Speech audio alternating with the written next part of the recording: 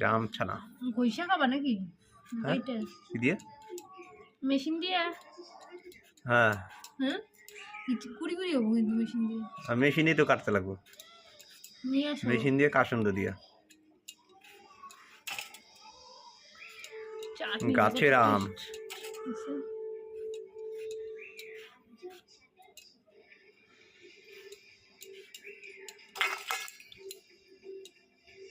ফাটা না থাক, একটু টক মিষ্টি না হলে হয় না। আর বসে না, না না না, আর কি খাবো?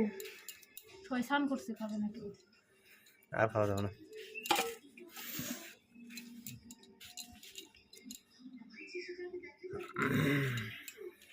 নিয়ে আসো। হুম।